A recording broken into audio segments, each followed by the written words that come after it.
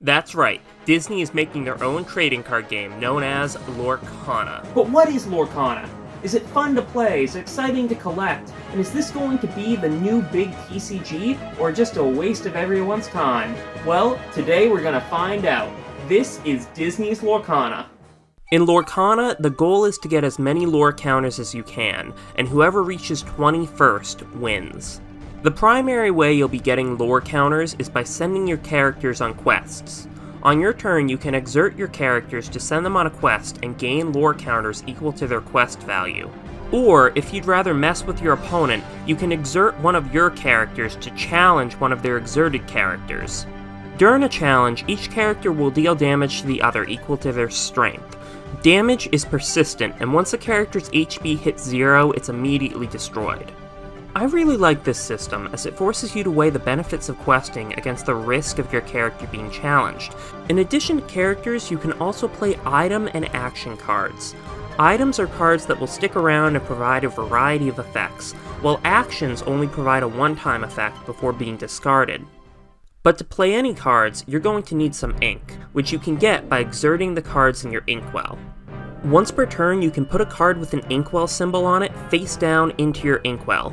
This card will lose any types or abilities written on the front side of it, but in return, you'll gain another resource for generating ink. Overall, I really love the design of Lorcana. The ink system seems like it's doing a fantastic job at solving the resource issue many other TCGs have, while still requiring you to think strategically about your deck building. And the game's simple turn structure and limited card types make it the perfect intro to TCGs for new players. In terms of collectability, Disney is one of the largest collecting communities out there, and for many, having Disney characters on these cards is reason enough to buy the game.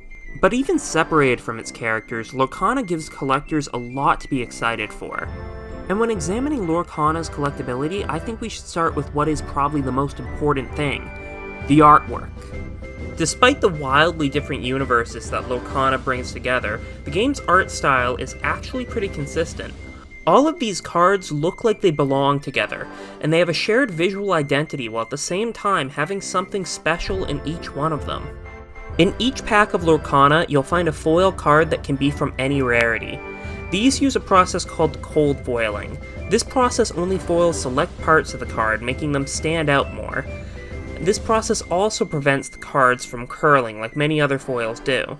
Lorcana is a game that's not afraid to take risks, and in a market so heavily saturated with clones, it's nice to see something this unique. Now, it's too soon to tell whether Lorcana will go on for years and years, or if it will die out soon after its launch, but there's enough going on here to make me very interested to see what happens to the game. And if you're a Disney fan, or just someone looking for a new card game in general, you can do a whole heck of a lot worse than Lorcana.